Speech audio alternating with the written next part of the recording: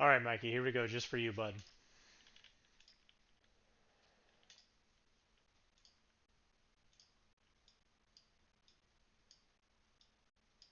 Get these guys in there.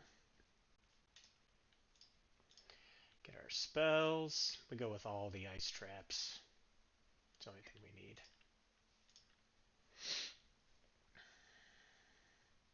And one thing I do is I make sure to re-up all my ice traps when I do my last run. So that way I can craft up to 18 of them. But if I finish this run, if I finish this run without using all of the 12 that I took in with me, they'll stack on top of the 18. So let's say I use a total of 2 throughout this run. I'll have 10 left, which means I'll actually end up with 28 total ice trap spells sitting in kind of my inventory. Let's do the first couple of these at double speed because they go really quick. Um, Basically, I created this team to stay under 600, but then I was having some issues with the way that they redid the um, the brackets for the arenas, kind of affecting this. So throughout manipulating my team around a little bit, I ended up kind of pushing and pushing and pushing up, and finally got them to settle in about at 705. So what that means is that the way that this works is that the final group down here should be 1.5 times my 705. So if we go all the way to the end, it'll be right around, yeah, so right around 1.5 times. So 700. So then add 350,000. Boom, there you go. There's our final group. So like I said, we'll burn through a bunch of these really quick. And usually I don't have to start using spells or really paying attention until like 13 or 14. That's when it gets into like the 800s, kind of that range. And then I have to essentially start really paying attention.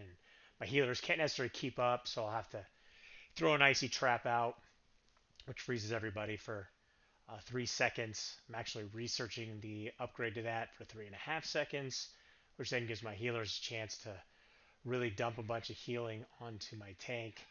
The one thing that I would love to get on the tank that I don't have is this is good armor, has great amount of hit points, but only gives me a bonus to armor, which is great when that procs. But optimally, I would have the bonus here would be that when I take damage, give me a 30% chance to heal myself for like 20. I think it's like 15 or so percent. So that would be the optimal piece of armor. And then yeah, so still 123,000 hit points would be great. But don't have that yet. I'm working on getting my armor workshop upgraded so that I can start trying to get that piece crafted, which will probably take all of my purple shards, all 600 of them, but hopefully not. Maybe I'll get lucky one of these days and it'll pop out of an ad chest or something.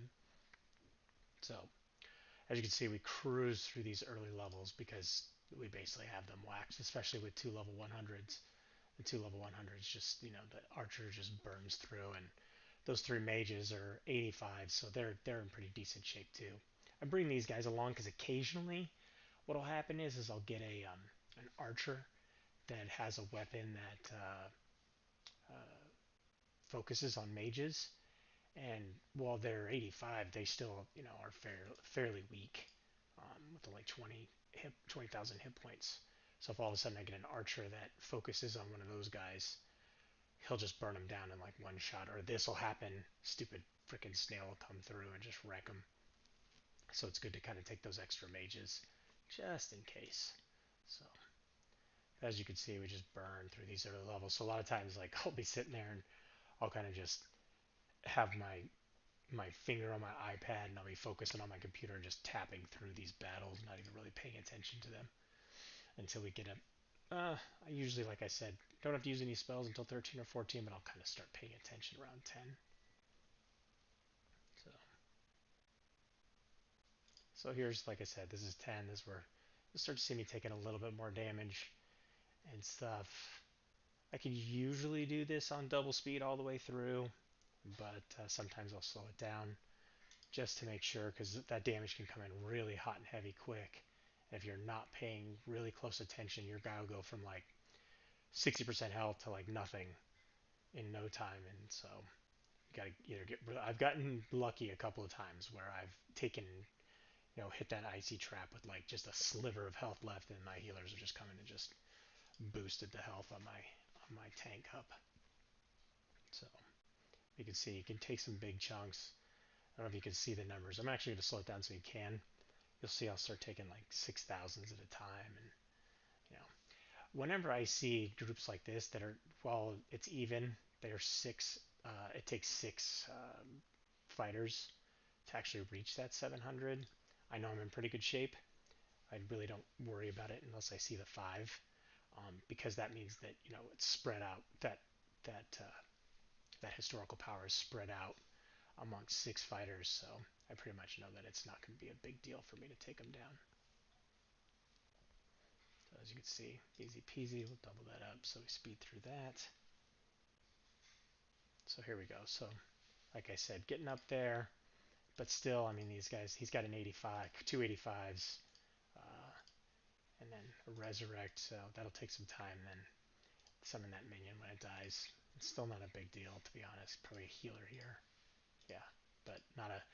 The one thing as well that I use on all my healers is all the weapons are heal over time, for a couple reasons. One, um, that allows for a steady stream of healing, and then it could, over that 4 seconds, then it can come back around and proc again, so then they heal a second time. Also, if they get stunned, uh, it's nice to have that healing just constantly hitting your tank all the time. So one reason to go with the heal over times versus just the straight heal. And when it heals over time, it actually heals more over time versus just the one hit of healing. So we go, there's 15. Once again, we got 6, so that shouldn't be an issue, but we'll keep an eye on it. Kind of close, you see it, it starts to take a little bit of damage, dwindles down a little bit, but that healing wall is pretty powerful. Got another 6 coming up. Once again, these guys are getting up there. So 85s, 81, 82, still in pretty good shape to cruise through here. But if you get dagger, a dagger tank, they could sometimes just rip through stuff, and then try to keep an eye on the archers as well. See how powerful they are. This archer's pretty weak, so they might have a pretty decent tank somewhere. Nope, not really. Got a stunning tank. So what's this one? So they're gonna heal pretty good. So in some cases, don't necessarily even have to use the like I just used that right there. Not necessarily to stop anything from happening, but or I should say to stop damage from happening against me, but more to stop them from healing themselves, because he had two sword wielding um, tanks. So get them to kind of chill out as far as healing themselves up. So what do we got here? Got an axe, got a sword, another sword. Same type of situation here. Got bow, probably healer, reser, and two resers. So this is going to get interesting. So this will probably be a situation where I'll end up using one of these just to stop the reser from resurrecting one of these guys, like right here. And so then that keeps him on the ground. Still got him up because there's two of them.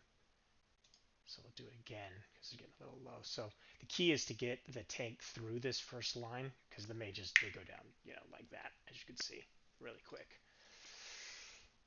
So we said to try and keep it to 2 spells, but looks like we're gonna have to use 3. We might have to use another one here. Let's take a look. Heal himself a little bit. A reser with a little explosion. We're gonna have that causing some issues. Uh, Heal over time, and a second reser. And this guy will do some pretty decent damage. So we'll go into this, and we'll probably, let's slow it down. Keep an eye on our health. Doing all right. Tank already went down, so we're in pretty good shape. Come on. Come on. Get through there. There we go. Almost. One more time.